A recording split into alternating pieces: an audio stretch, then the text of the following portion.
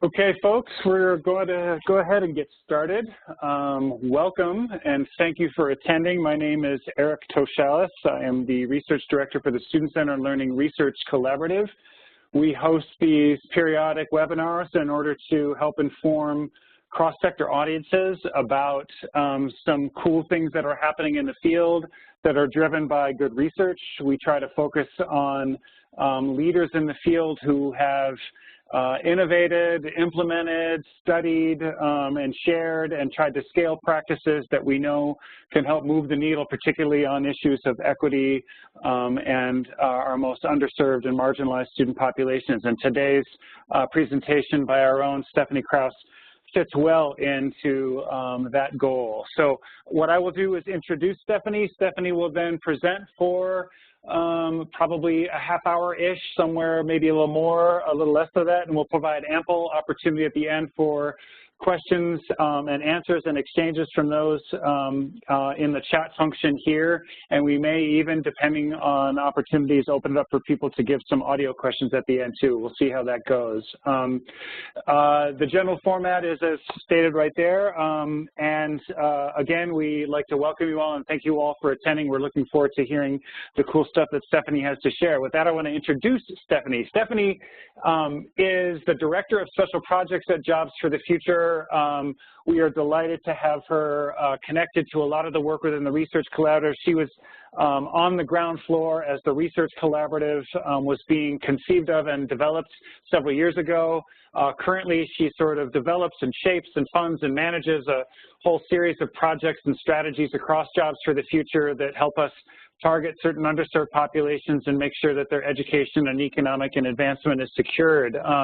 She's served multiple roles for Corporation for a Skilled Workforce and for the Forum for Youth Investment, but most pertinent to today's presentation, she successfully pushed for state policy change and the cultivation of partnerships to enable competency-based education in St. Louis for their disconnected youth, including those in foster care, those that are recently emerging from the justice system, or who are experiencing homelessness. So Stephanie has a broad and deep experience in thinking through issues of equity and understands what it takes for competency-based education to be implemented, not just with fidelity, but with responsiveness to the communities that most need us for it to be successful. With that, I want to give the control to Stephanie and thank her again for agreeing to present on this recent paper that she produced and pass the baton to her. Stephanie, welcome. Thanks, Eric. Can you hear me okay? Loud and clear. Great. Good afternoon, everybody. I'm going to go ahead and share my screen with you, and Eric, keep you on as my helper here, and you're going to tell me if you can see this beginning of a prezi. Do you see it? Yep, looks great. Okay, great. So before I get started, I will confess to all of you, I'm not sure who has seen the quite viral video of the dad who I think was being interviewed by BBC, and his kids came into the middle of the interview. In the middle of this session, my children will come home from school. I am working in my home office, and they are generally very good at leaving me alone. And so I will just confess to the group some small anxiety that you may see two young boys in the back of the screen at some point. So hopefully now that I've said it, it definitely won't happen, and we can jump into competency-based ed. To set up this conversation, I just want to be pretty clear on what the perspective will be today. We're going to be focusing in narrowly on what competency-based education looks like in higher education. So my hope for you is that you'll be able to sort of leave today with a sense of what does CBE look like in the higher ed space, in colleges and universities and employers so far, really since like the 1960s. And then moving forward, if we were to have a real equity agenda related to competency-based education, again, specifically in higher ed, what might that look like? And so for those of you who live exclusively in K-12, I would say, you know, as we think about the education to employment pipeline, or increasingly kind of this networked pathway, through school and into work, and sometimes back into school. Wherever college goes, eventually so too does K-12. So there are really, the affecting relationships between K-12 and higher ed have always been present. As you'll hear today, especially with CBE programs in higher education, the field is moving pretty dramatically. So, so that's really exciting, so long as it doesn't sort of unintentionally exacerbate equity gaps.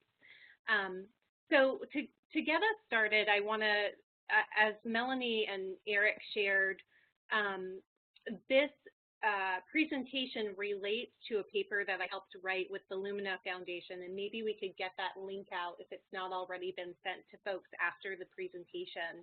But the idea was that Lumina Foundation, which is the largest foundation in our country at looking at higher education and post-secondary learning, has for the past few years invested heavily into competency-based education.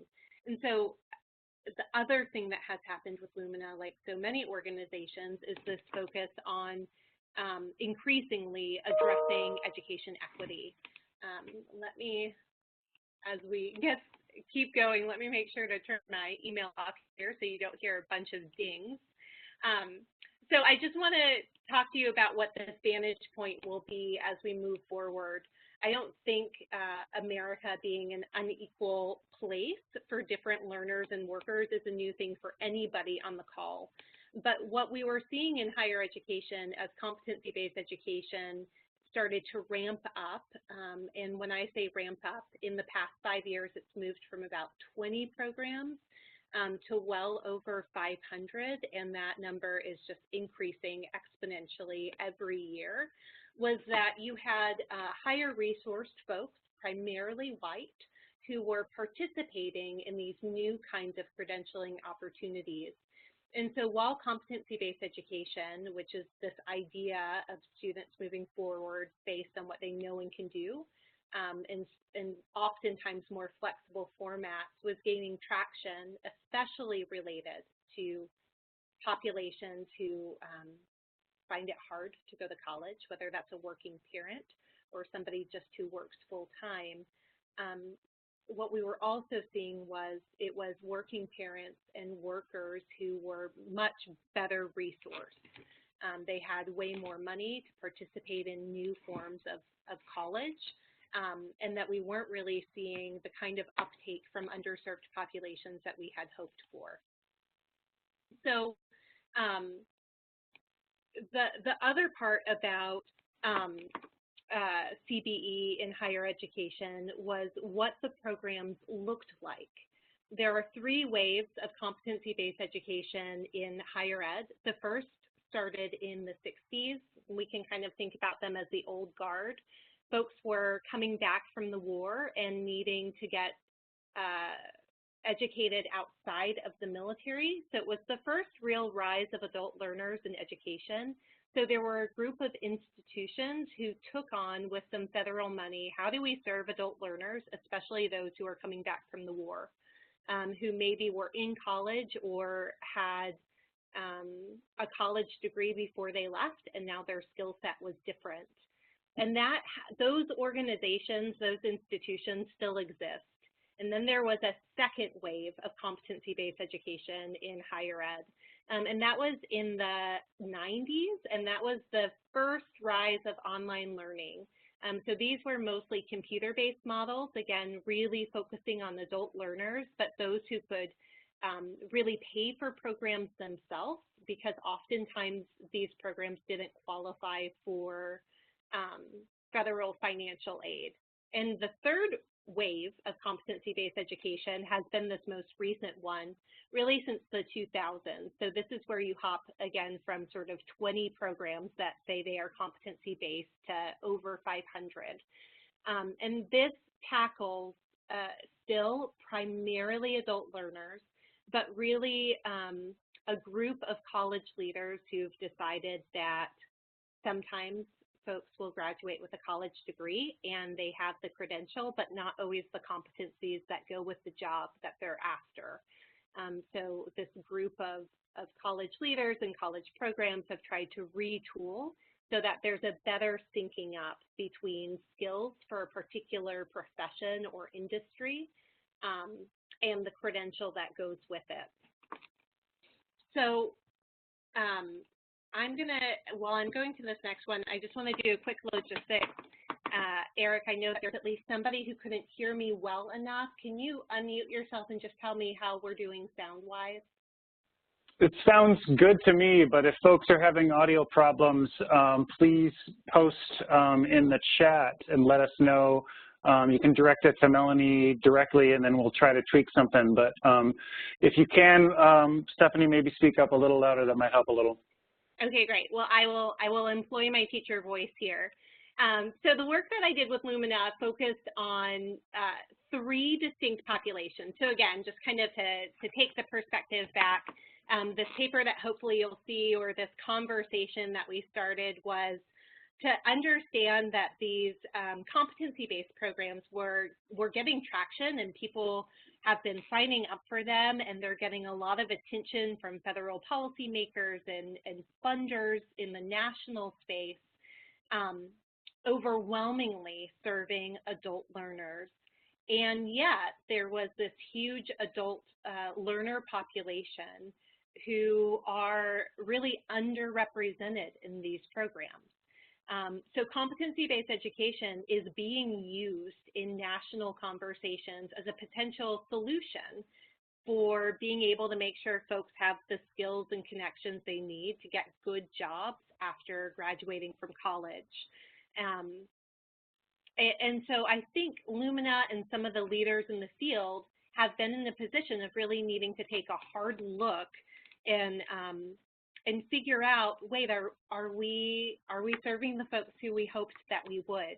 You know, it's interesting, for those of you who aren't in the higher education space, I was very surprised to learn that the typical college student today is a 33-year-old working parent. It is not a 17 or 18-year-old living on a college campus.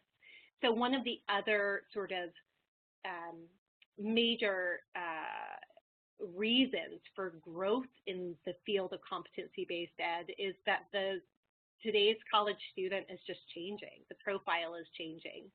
So when I partnered up with Lumina to take a look at this, and to think about what an equity agenda would be for the next wave of growth for CBE in higher education, the focus was really on 3 overarching populations. And I will say that in particular, as we think about Black and Brown learners, or really any of these buckets, there's a lot of overlap where folks might fall into more than one population.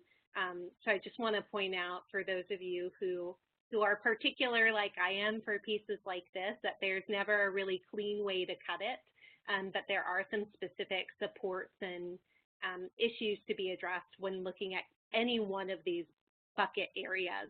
So the first area was to really examine how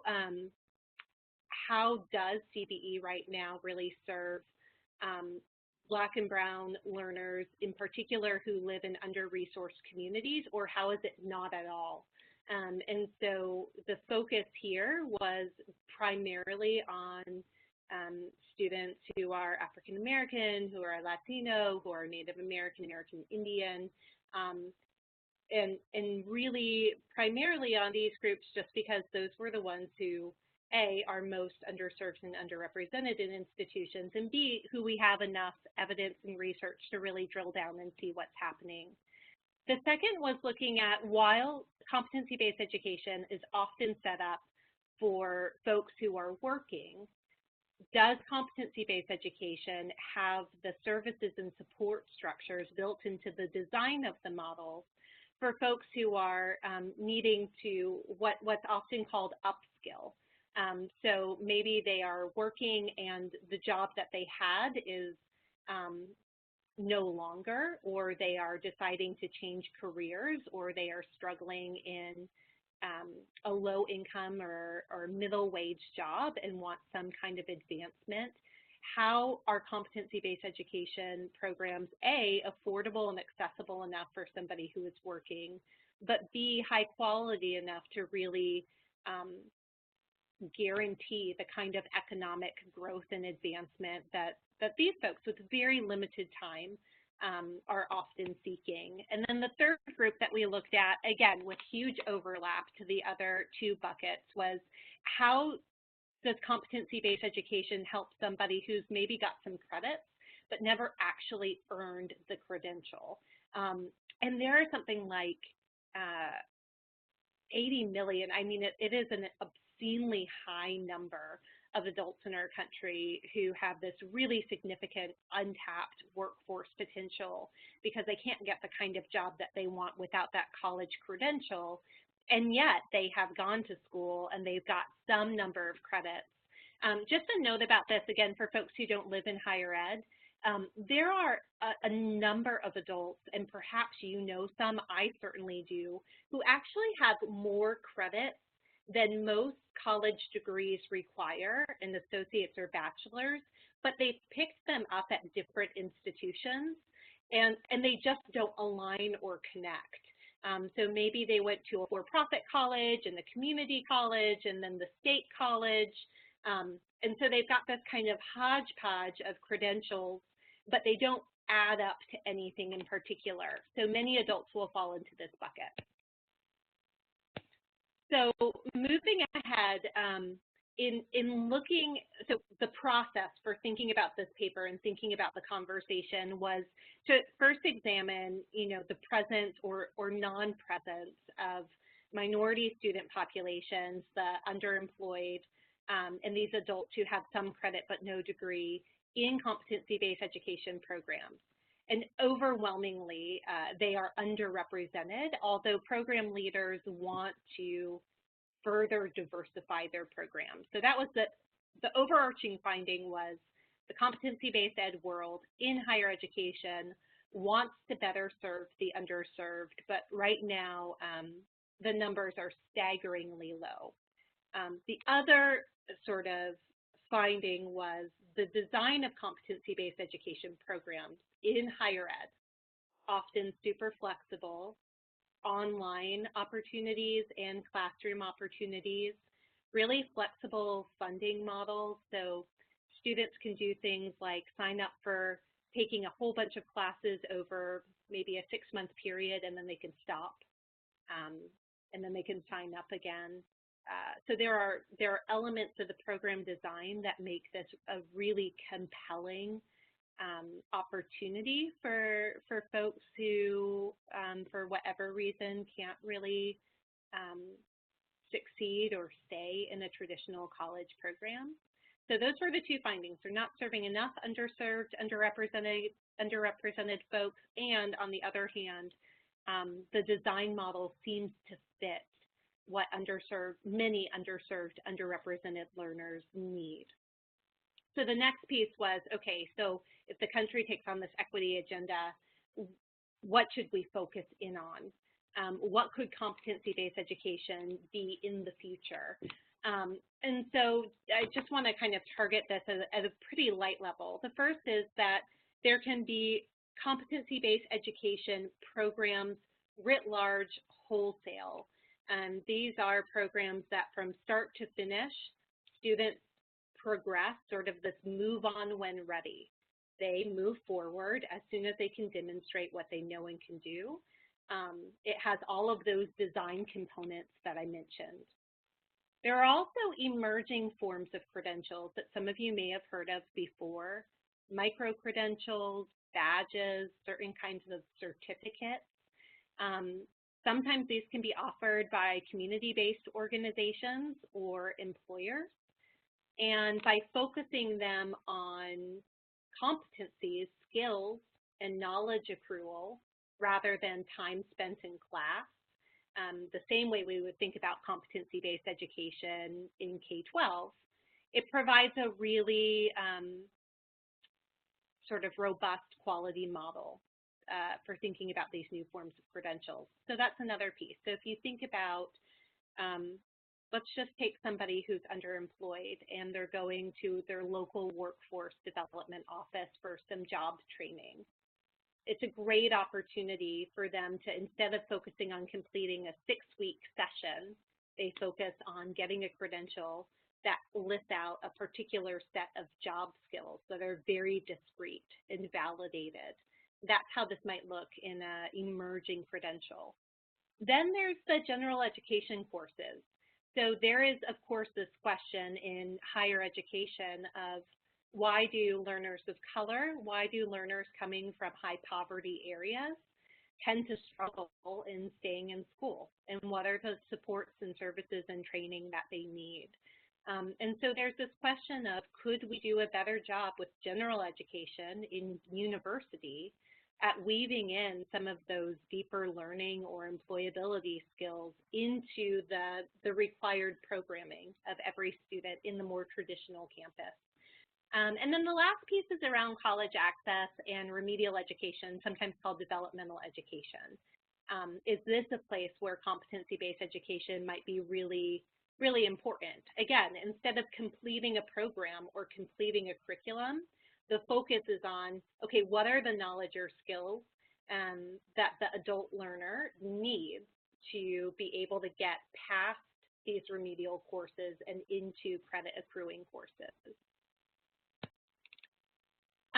The second piece that we really looked at, and I'm just going to move past this little graphic here to a list, is, okay, so on the one hand, the kinds of programs that might really be able to highlight equity and making sure that educational equity is at the forefront are these different kinds of credentialing programs. But then what is the credential in? So for sake of time and opportunity for questions, I really want to focus primarily on the first bullet here and just say this. Often when we think about credentialing programs that really focus in on economic advancement,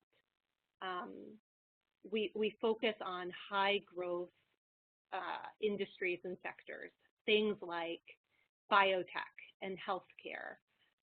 And these are critically important. They make sure our economies are strong. They have some of the most stable sort of career advancement opportunities. People can go from being low wage to high wage. One of the things that we don't focus on quite enough is how do we make sure that neighborhood revitalization is a part of an economic advancement agenda. So for a moment, I want us just to take kind of this two-generation approach. Competency-based education says that people leave with a credential that is truly a signaled guarantee that they know and can do the things the credential represents. Credentials are not proxy for completion in this model. So if that holds, the opportunity, I think, in terms of an equity agenda related to competency-based ed programs is how are we making sure that our next generation of community transformers and community revitalizers have the competencies they need to be effective. And in that regard, it's how are we training our bankers, our community developers, our folks who own businesses in the community, our teachers, our nurses, our EMTs, who are the front lines of any neighborhood or community, and how do we use a flexible learning design like competency-based education as a way to make sure we have a highly trained frontline workforce at the community level. So I'll be interested in particular if people have questions there. That is not an area, in my opinion, that gets enough attention. The third thing that was examined was if equity is the agenda for competency-based education growth, then where regionally and geographically should we put our time, attention, and resources? So this slide is really aimed at those of you who have a national perspective or national interest. And I would say that there is a parallel picture that lives in K-12. So the primary thing that I'll point out here is that the life outcomes of folks who live in the South in our country are significantly worse to any other region. And yet, having worked nationally for the last 5 years after leaving practice, like Eric mentioned, in St. Louis, we don't very often see intentional efforts targeting the South as a region. And so my recommendation to Lumina and to the national leaders and college leaders was, if you're in the South, or if you touch the South, or you can reach people who live in the South, there's huge need because there are huge numbers of underserved Black and Brown learners and underemployed, unemployed folks and adults who've got some college credit or maybe no college credit. So geographically, that is definitely where I think folks need to pay attention. And again, I would argue that that's true in K-12 as well. Public colleges and universities, so in particular when you're dealing with minority populations across the country who are living in low-resourced, low-income communities, there's a tendency to stay close to home. That's not a rule, but a real generalization. And I would argue that's often true for anyone who's low income, regardless of their race or ethnicity. So public colleges, sometimes called broad access institutions, continue to be a real place to think about competency-based education, or maybe more broadly, competency-based learning. So something like, how do we infuse a focus on competencies into general education programs at our state schools? Obviously, those high demand fields are a place where competency-based ed can play, but maybe not for the reasons you might immediately assume. So one of the exciting things about competency-based education in higher education is that it's more malleable and responsive to the field. It is generally easier for competency-based education program to retool what the curriculum looks like and what the content and course structure looks like as field needs change. Again, this is another generalization, so not a rule, but very often there are more intensive employer partnerships, or at least connection to how the field is changing or evolving. So with high demand fields, we know that for any job that is existing right now, the skill set for that job will change within 5 years. So we have a 5-year skill shelf life in the U.S. workforce right now. And so having a competency-based program where you can kind of plug and play what skills and knowledge people need allows universities to be more responsive and just faster in what they're offering, and making sure that what they're offering has that payoff in the economy and the workforce. And then the last thing is to focus, again, on those frontline workers. You know, if you're like me and you've been distressed over the news in the last couple of weeks or last couple of years, you know that there is a deep, deep need to make sure that communities are stronger and safer and more vibrant. And so in particular, again, places with high unemployment, communities of color, places where adults are undereducated, underemployed. And so focusing on revitalization efforts remains a high priority. So as we wrap up here, you know, I would say this as kind of a recap. Competency-based education has existed in the past. I walked through at the beginning of this conversation as early as the 1960s with that FISBE, federal dollars to support these adult learners coming back from the war. And oftentimes, and perhaps there's a parallel in K-12 here, and I spend some time thinking about this work in K-12, folks will say, well, what makes this different or more important? And I would just point out that there are some significant tipping points One is just numbers. We just have more colleges and universities that are doing this kind of education model, getting into the hundreds, and soon it'll be in the thousands. The second is we have better technology. And the third is just the rapid changes in the workforce. Colleges cannot keep up, and employers are increasingly frustrated with folks not being as skilled and trained as they need to, even though they've got a college degree.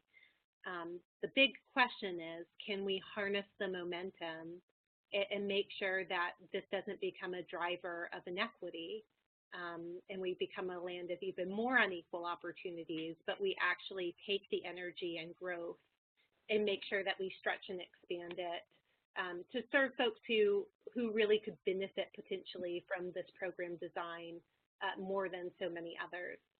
So looking at the time, I think I've kept pretty much to that like 25, 30-minute mark. I'm going to pass it back over to Eric and Melanie.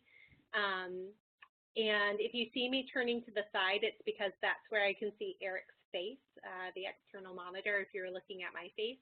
And I'm happy if and when folks have questions, if there's a particular image that you want to see, I'm happy to pull that back up. But Melanie and Eric, if you're okay with it, I'm going to turn it back over to you. Yeah, Stephanie, thank you. There's such rich possibility here. There are so many positive potentials here, and it's great to get the historical perspective to see that this is not all new.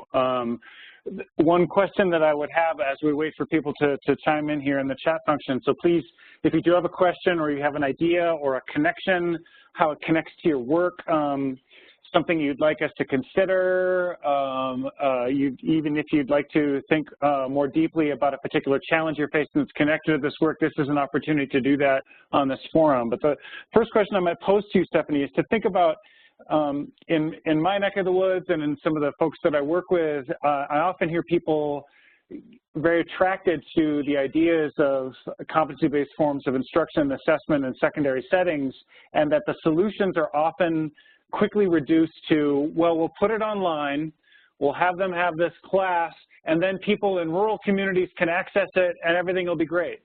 And I wonder if you might give us a little bit of background and comment about how successful that particular solution has been, some of the dangers we might be trying to avoid there, and how equitable that may be as a solution moving forward.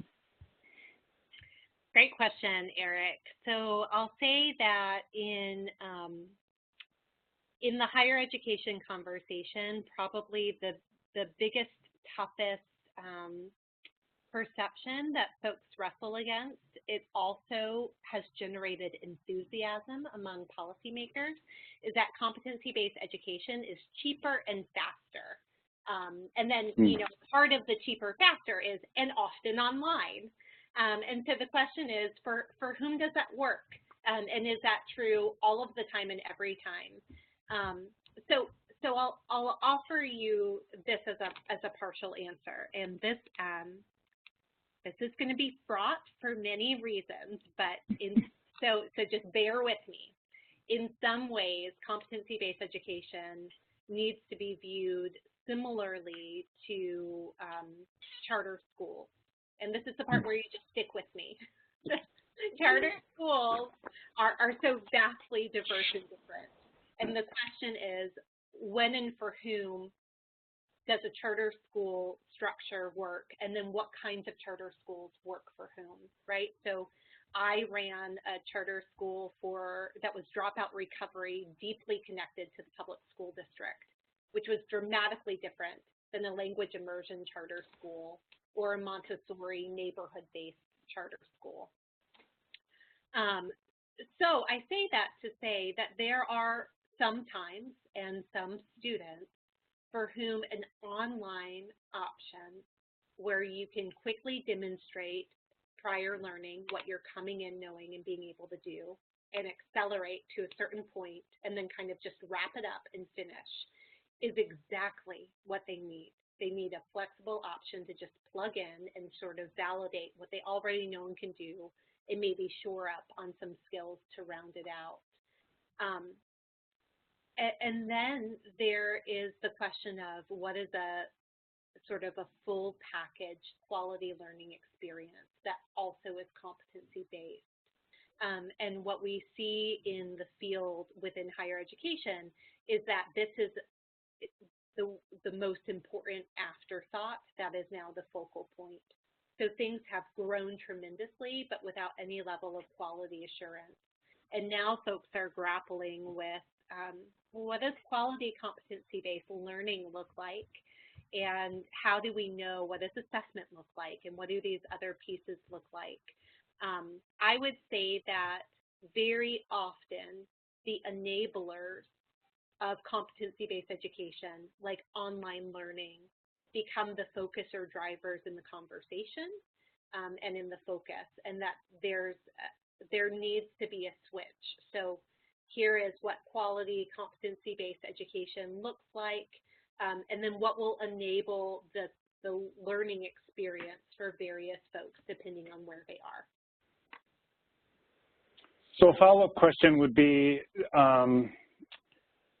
competency-based forms of education in the K-12 environment have, of course, a diversity of expressions and forms, and there's lots of innovation happening in lots of states and districts and schools across the country that is more and more coming to the surface so that we can see different ways that are successful. But one of the ways that it gets, I think, warped is that it is a filtering mechanism. It becomes a filtering mechanism rather than a set of scaffolds that show the learner this is what you need to do in order to demonstrate your mastery in this particular domain, and here are the structures that will support you to get there. And the way that it gets warped is that people say, see, this person can't cut it, right, they're out. See, this other person can't cut it, they're out. Look, these people can cut it, you can keep going. And I'm wondering how you see that in the secondary space, and if so, if that is coming up, how do you make sure that those who are in charge of implementation aren't using it as another form of legitimating tracking and sorting and filtering out those who are perceived to be insufficient in their skill sets or knowledge base in order to be successful? Because to me, I don't see that as the be-all, end-all, or the goal of competency is to make it so abundantly clear that you know what you need to do, you know how to demonstrate it, you know the resources you need to do to get going on it, you seek out the help that you need to make those incremental steps. So how do we deal with that filtering versus scaffolding dichotomy? That's a great question. It goes back to my fraught example. When might competency-based education unintentionally or deliberately sort of cream for students who are most likely to be successful? So your question flags for me actually a resource that JFF put together prior to my coming on board while I was still at the Forum for Youth Investment, and maybe Melanie can look for this and link to it. But JFF, through the group that Melanie and Eric and I are part of, Students at the Center, got a report pulled together that talked about how competency-based education in the secondary environment might exacerbate certain inequities. And in particular, there was a focus on young people who come up in under-resourced or underperforming schools might be behind not only in some critical academic areas, but also some critical learning to learn or self-management, employability or learning skill areas. And what skills or competencies are almost a prerequisite for doing well in a competency-based environment? And does a competency-based environment create those scaffolded opportunities you mentioned and supportive opportunities to bring students along and help them learn and practice and master those learning to learn skills, right? The metacognitive skills or the self-management organization skills,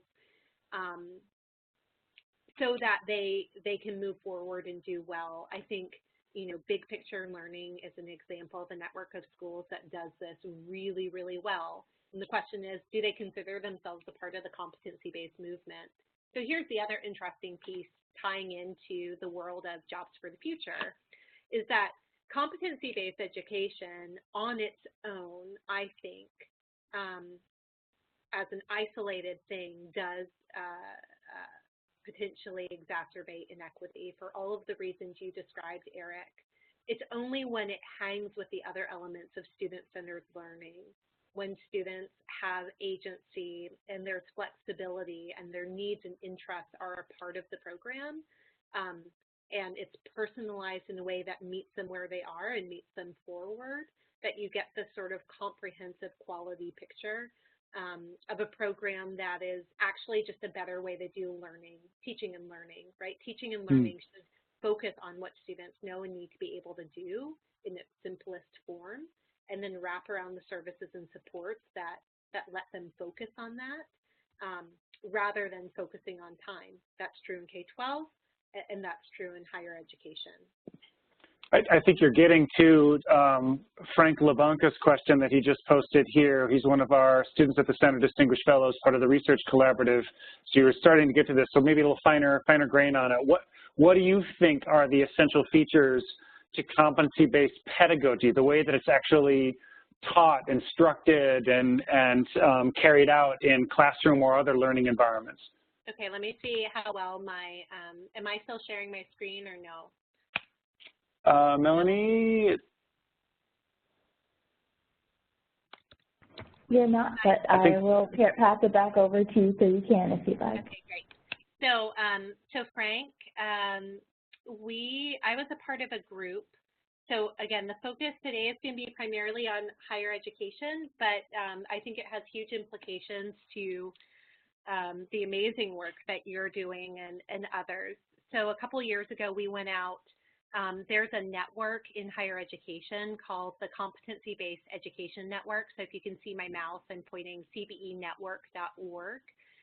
My friend Charla runs that, and it's amazing. And it's many of the sort of most,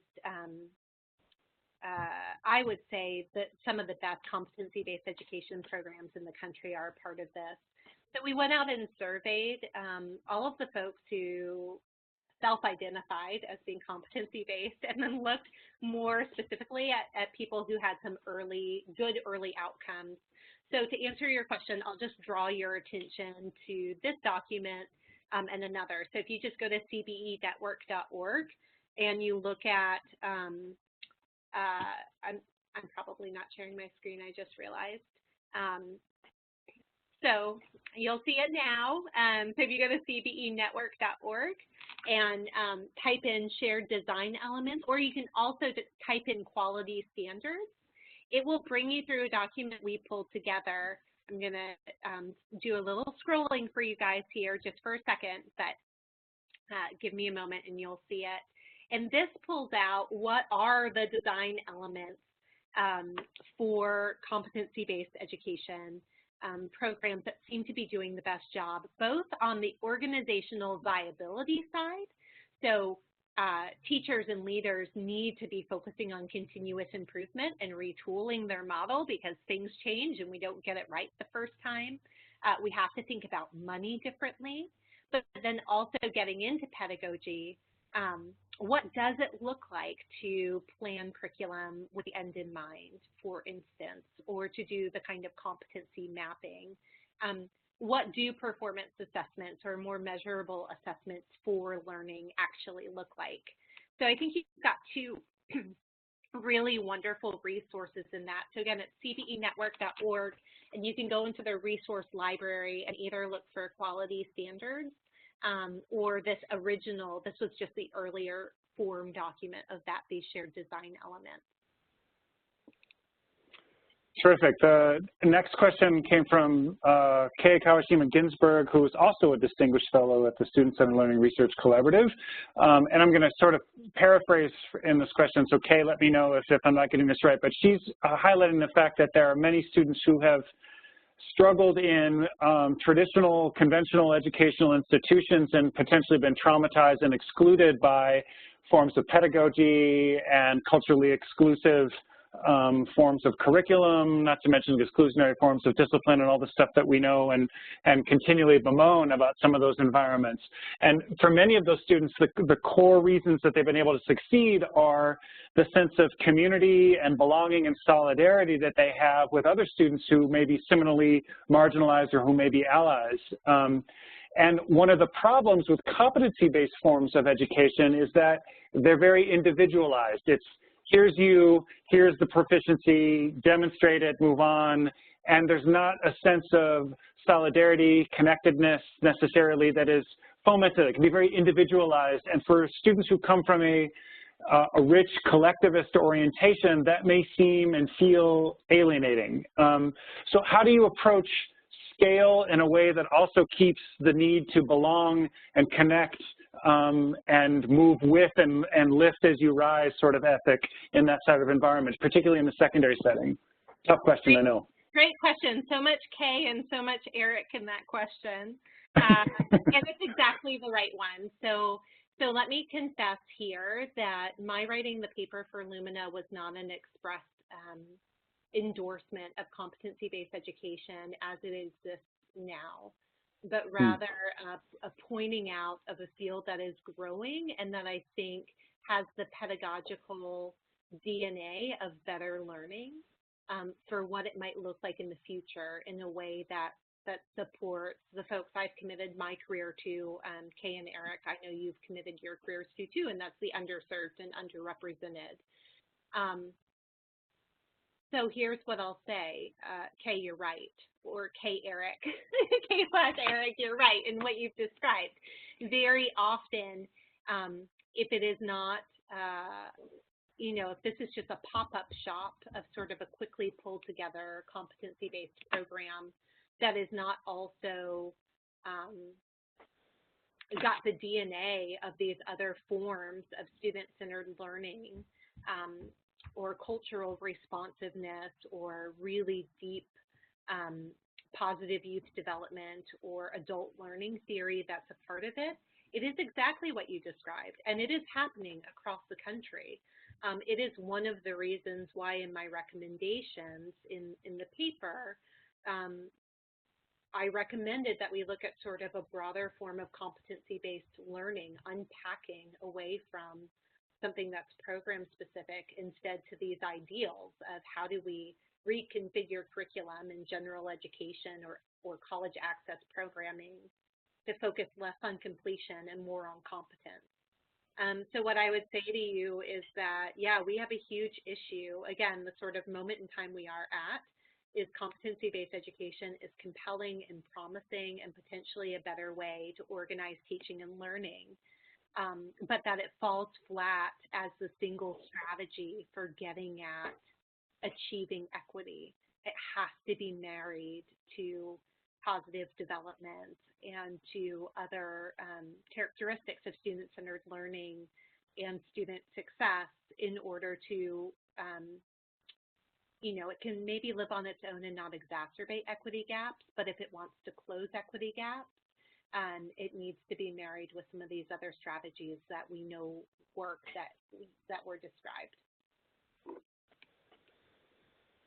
Terrific, yeah, and I would add to that too that in K-12 environments, you'll often see students who are in rich CBE learning cultures, and that there isn't a sense of isolation at all, that students actually learn how to reach out to their peers in ways that are far deeper, far less competitive, far more community building, because they recognize that there's expertise in the room. Somebody else over here is already at step 4. I'm still struggling with step 2. How did you get to step 4? Can we talk? And then all of a sudden there's a group of 5 people that are then talking about the strategies they used to get better at this and the resources they employed and how they connected and when they brought in the teacher and when they said to the teacher, leave me alone, I want to do this myself.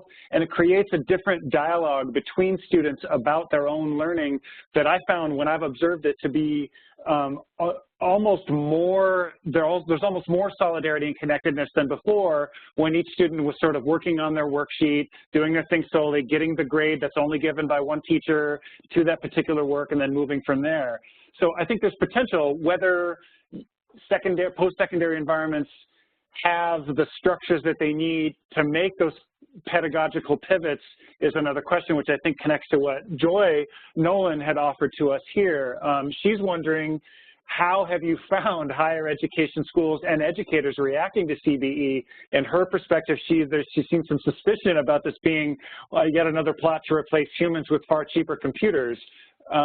Similar to the question that opened this Q&A thing about, how do we make sure this doesn't just end up being, like Facebook expanded into our learning arenas. So how would you address that? Where have you seen the uptake in university settings that give you some hope here? Yeah, great question, Joy.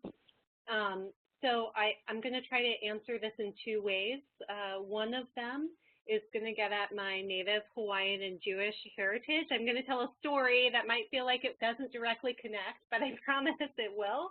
And then I'm going to talk about some of these, where am I feeling inspired? So, so competency-based education, for me, the promise and opportunity, I think lives in my sister Pumpkin, who took 8 years, Black woman, single mom, 4 kids, lives in the city, very low income, and it took 8 years to get her first degree, primarily because she kept getting shuttled from one post-secondary institution to another, and was in banking and working as a banker, and yet having to pay money to complete courses required to complete a particular degree, sometimes being advised to take courses that ended up not having to do with her degree, or taking courses she thought might relate, but they were the only ones offered at night when she wasn't taking care of her kids,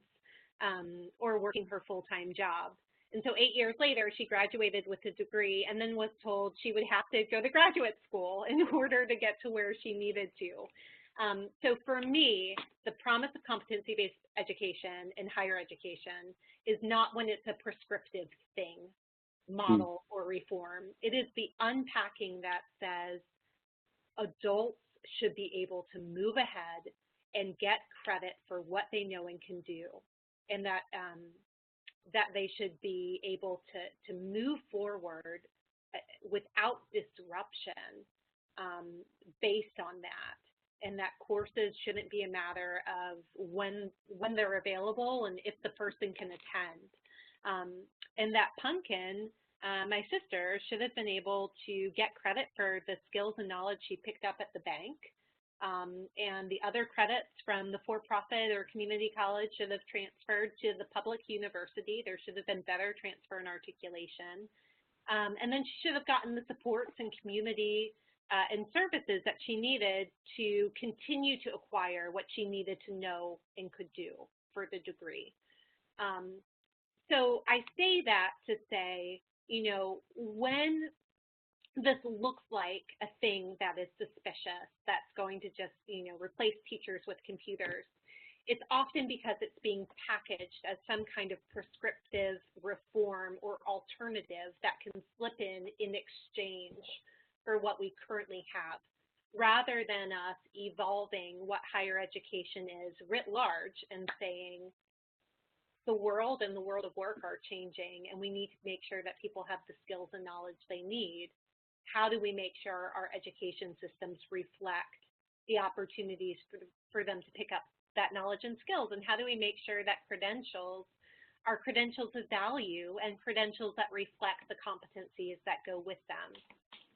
So it's not a direct answer, Joy, outside of saying that where I'm inspired is when I see groups, whether it's military educators or there's a group, it's called the Right Signals Initiative, and it's a group of, I want to say like 30 community colleges who have, for the first time, sat down multiple levels, administrators all the way down to faculty, and used competency frameworks to ask, are we inviting students in to focus on the knowledge and skills they will need for this credential and for the jobs that they will do, and mapping out their curriculum against that competency framework?